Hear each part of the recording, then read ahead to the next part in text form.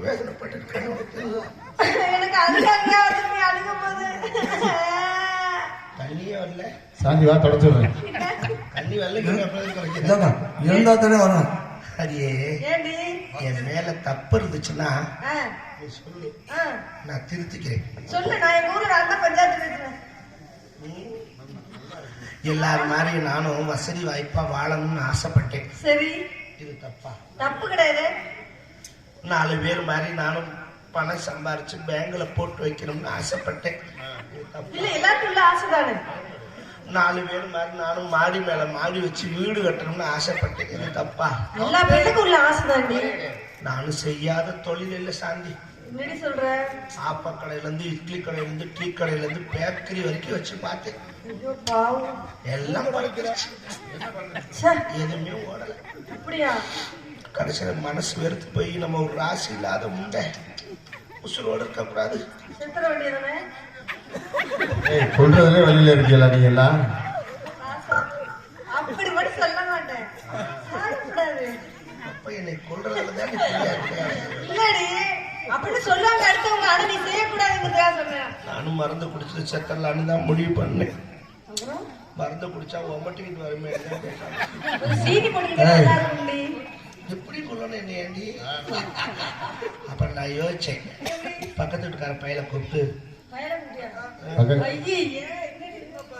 அதுக்கு இல்ல அப்புறம் கடைக்கு போயிட்டு வச்சுருக்கோம்.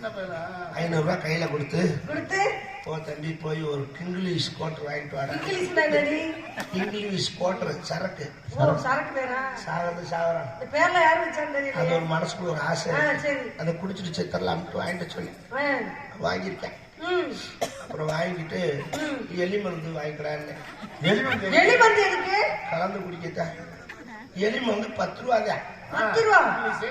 சாகர மருந்து 10 ரூபா, கலக்கிற மருந்து 255. அப்புறம் வாங்கிட்டு ஒரு பவுண்டா 1/2 லிட்டர் வாங்கிக்கிறான்னு. கலக்கிறதுக்கு வேற என்னக்கா வேணும்னா ஒரு சாம்பார் வடை வாங்கிக்கிறான்னு. அவன் கேட்டேன், நீ சாக போறியா சரக்கு அடிக்க போறியான்னு கேட்டேன். 2 தாண்டா தம்பின்னு வாங்கிட்டு வந்து கொடுத்தேன்.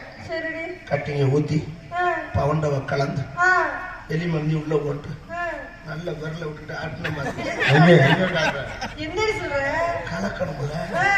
நல்லா கலக்கி விட்டு எடுத்து குடிக்கலாம்னு கிட்ட கொண்டு போனல.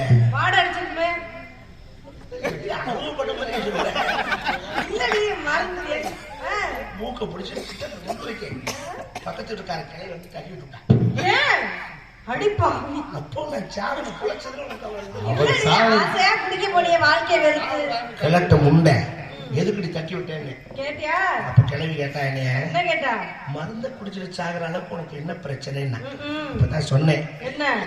நானும் எல்லா தொழிலும் பண்ணேன், பூரா படுத்துருச்சு, அதனாலதான் சாக போனேன்னு. அப்ப கிளவி கேட்டா என்ன கேட்டா? எல்லா தொழிலும் பண்ணியே படுத்துருச்சுன்னு சொன்னியே, அந்த தொழில் பண்ணியான்னா? எனக்கும் புரியல என்னடி சொல்றேன்னு. எல்லாம் படுத்துருச்சுன்னு சொன்னியே, அந்த தொழில் பண்ணியா? அது எனக்கு தெரியாம தான் கேட்டேன். என்ன அப்படின்னு அதான் சொன்னா, இந்நேரம் நீ மருந்து குடிச்சு செத்து இருந்தீங்கன்னா இந்த உடம்ப கொண்டு என்ன செய்வாங்கன்னா நானும் சொன்னேன். அப்ப கிளவி சொன்னா, வெட்டியா மண்ணுக்குள்ள போற உடம்பு தானே இது, ஆண்டவன் கொடுத்த பெரிய கிஃப்ட், வரப்பிரசாதம். ஏன் இது உடம்பு வச்சு தொழில் பண்ணக்கூடாதுன்னா? பட் அந்த டீலிங் எனக்கு ரொம்ப பிடிச்சிருச்சு. அடிச்சம் பிளக்ஸ் 26க்கு 26 தூக்கி கட்ட முடியல. ஒரு ரொம்ப பெருசா என் போட்டாவை பெருசா போட்டு கீழே என் போன் நம்பர் எழுதி 500 ரூபாயில இருந்து 5000 வரைக்கும் போட்டேன். ஓட்டுனா மதுரை, மானாமதுரை, மாயவரம், தஞ்சாவூர், கும்பகோணம், புதுக்கோட்டை, காரைக்குடி, பஸ் ஸ்டாண்ட் கொட்டிட்டு போன் பறக்குது. எங்க போன தூக்கி வீசுறாங்களோ? அது இல்ல, போன் வந்துகிட்டே இருக்கு. அதுல ஒருத்தன் கேட்கறதுக்கு கூச்சப்படுறேன். போன போட்டுக்கிட்டு ஹலோ, இந்த நம்பரு பிளக்ஸ்ல நீங்க வந்து சொல்றேன், நான் தான் என்ன விஷயம் அப்படின்னு நம்ம எதா இருந்தாலும் ஓப்பனா பேசுறேன். அவன் சொன்னா, நாங்க ஒரு 5 பேர் இருக்கோம்னே. நான் சொன்னேன் சரி ரைட் தம்பி அதனால ஒண்ணும் இல்ல தலைக்கு 1000 ரூபாய் ரவுண்டா 5000 ரூபாய் வரும்பான்னு. சரி கொஞ்சம் ரேட்டை குறைக்க முடியுமான்னு. என்ன கத்தரிக்காய் வர மாதிரி ரேட்டை குறைக்கிறதுக்கு 10 பைசா குறைக்க மாட்டேன், தொழில குறை. சரி வாங்கிக்கிங்க அப்படின்ட்டேன். சரின்னு சொல்லிட்டு நான் வந்துடுவா நீ வந்து கூட்டு போறியான்னு. அட்ரஸ் சொல்றேன் நீங்களே வாங்க அப்படின்னு அட்ரஸ் சொன்னேன். எப்படி ஆலமரம் சந்து அரசமரம் பொந்து எழுத்தடிச்சாம்பட்டி போஸ்ட் அமுக்கராப்பட்டி தாலுக்கான்னு விட்டாங்க. சரி நம்ம நடந்து போக முடியாது, டக்குனு ஓலா ஆட்டோ புக் பண்ணிட்டேன். என்ன ஆட்டோ? ஓலா ஆட்டோ. ஏன்டி ஓலா ஆட்டோ? போறது அதுக்கு தானே ஓலா. அப்புறம் வந்துச்சு ஆட்டோ ஏறி போயிட்டு கரெக்டா கொண்டு இறக்கி விட்டான். ஆனா பார்க்க கதை அடைச்சு கிடக்கு. ஆனா உஷாரி பையல நம்மள வர சொல்லிட்டு எங்க போனாங்கன்னு தெரியல. நீ எவ்வளவு போய் நம்ம தேடுறது அப்படின்னு பார்த்தேன். எதுக்கு ஒரு அமுக்குவாங்க காலிங் போய் ரொம்ப அமுக்கினேன். கதவை திறந்தாங்க. பார்த்தா கட்டல்ல 3 பேர் உட்காந்துருக்கேன். எனக்கு டவுட் ஆயிடுச்சு. 5 பேர் நான் இல்லை 3 பேர் தான் இருக்கேன். 2 பேர் கொஞ்சம் 2000 நஷ்டமாம்ல. அவனுக்கு பார்த்தேட்டி அந்த ரூம்ல இருந்து இன்னும் 2 பேர் வந்தேன். 5 பேர் இருக்காங்க அப்படின்னு நினைக்கிறேன். சாந்தி இந்த ரூம்ல இருந்து இன்னும் 5 பேர் வர கடுப்பாயிருச்சு. பேச்சு சுத்தம் இல்ல. 5 பேர் சொல்லிட்டு 10 பேர் வந்தா ரவுண்டா 10,000 ரூபாய் வரும்ட்டேன். நமக்கு கஷ்டம் தெய்வம் மாதிரி ரோஜா போடாம. அப்ப போய் பார்த்தேன்னு கேட்டேன். 10,000 கொடுக்க முடியுமா முடியாது? ஒருத்தன் போ உட்காரு போ அப்படின்னா போவான்னு பேசுற. போன படுக்க வந்தா மரியாதை பேசுவியா? நான் கிளம்புறேன். அப்படி திரும்ப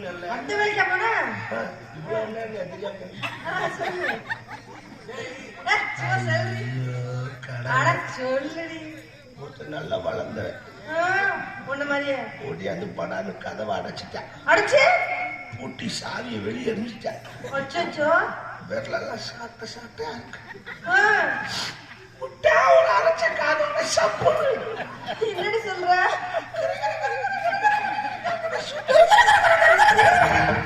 கட்டல்ல போய் மல்லாந்துட்டு எடுவட்ட சிரிக்கி போய் கட்டல்ல வந்து எடுக்க போயிருக்கேன். மல்லாக்க பார்த்தா என்னடி மயக்கம் போடுறவங்க எப்படி குப்பரை கொடுக்கறதாலும் பார்த்துட்டா கொடுப்பாங்க. வெளியே வந்துட்டேன். மயக்கம் தெரிஞ்சு கண்ணை முழிச்சு பாக்குறேன். சாந்தி சொல்லுடி. கை 2 இழுத்து இப்படி கட்டிட்டாங்க. கால் 2 இப்படி கட்டிட்டாங்க. இந்த முதியவர்கள்லாம் வச்சிருப்பாங்கல்ல கவக்கட்டை, அதுல 2 கட்டை வாங்கி இருந்திருக்காங்க. 2 மதிப்புலையும் கொடுத்து இப்படி தூக்கி நான் மூளை ஆபரேஷனுக்கு படுத்த மாதிரி படுத்து கிடைச்சேன். காலையும் கையும் கட்டிருக்காங்க. வாயில் என்ன போல பேசுற? நான் எப்படிதான் கத்துறேன். ஏண்டி வாயில வச்சு அமுக்கிருக்கேன் துணிய. நல்ல வேலை துணியை அமுக்குறாங்களே. வேலைக்கு ஐடியா பண்ணிருக்காங்க. மயக்கம் ஜெலியட்டும் அப்புறமா செய்யணும்னு நினைச்சிருக்கேன். நல்ல துணியை வச்சு அமுக்கிருந்தான்னா கூட பரவாயில்ல. நல்ல துணி வேற கெட்ட துணி வேறையா? துண்டு தேடி இருக்காங்க கிடைக்க. அந்த 10 பேர்ல ஒருத்தன் அவசர கழுத்திய வாயில வச்சு அமுக்கிட்டாங்க. அவன் தாயிலே 6 மாசமா லாரியில கிளீனரா ஓடி இருக்கான் போல. இறங்கியிருக்கான். துவைக்கல குளிக்கல. அது தீர ஓட்டாலும் வேற அது தீய வேலையா அப்புறம் மென்னு முழுங்கணுமா? அப்புறம் கடற்கல்ல பார்த்தேன். சரி 10 பேர் தானே மீறி போனா 15-50 நிமிஷம் தான். அவங்க முகர கட்ட தெரியாதா? உள்ள இம்புட்டு பான்பராக்கு இம்புட்டு ஆணிச்சு கிடக்க. அப்புறம் அந்த லட்சம் அவ்வளவுதான் போயிடலாம் நினைச்சேன். சாந்தி சொல்லடி. 10 பேர் வந்து சரி முடிஞ்சிருச்சு கிளம்பவும் நினைக்கிறேன். ஒருத்தர் வந்தால அவன் டவுசர தோல்ல போட்டு அடுத்த ரவுண்டுக்கு வரிசையில வந்து நிக்கிறேன். பூரா பிள்ளையார் கோயில பொங்கச்சோறு வாங்கி வேற பார்த்து பிக்கப் பண்ணி வச்சிருக்கேன். 1 வாரம் வச்சு செய்யணும் ஆமா பொழுது விடிய விடிய செய்யுது. கடைசியில அவங்களுக்கா கைய காலை புடிச்சு இழுக்க வந்தேன். ஆ, இனி நம்மளால முடியாதுன்னுட்டு என் காது இடத்துல கிடக்கிறத புறா புடிங்கிட்டு குண்டியில மீதி வச்சு போன்னு தள்ளி விட்டாங்க. அப்படி பாவி. சரி தொழிலா லாபம் இருக்கிறது சகஜம். சரி. ஒரு இடத்துல விட்டா இன்னொரு இடத்துல பிடிச்சுக்க போறேன். நான் பண்ண தப்பு ஒத்தையா போன மத்தியா. அதனால ஒரு வாரம் வச்சுட்டாங்க. ஒரு பார்ட்னர் இருந்திருந்தா ஆளுக்கு 5 பேரை சமாளிச்சு வந்திருக்கான். அது மட்டும் இல்ல 2 நாளையில தள்ளிருப்பாங்க, ஒரு வாரம் வைக்காம. அதுக்கு தான் உன்னை கேட்கலாம். ஏய், ஒண்ணு மரியாதை என்ன நினைக்காடி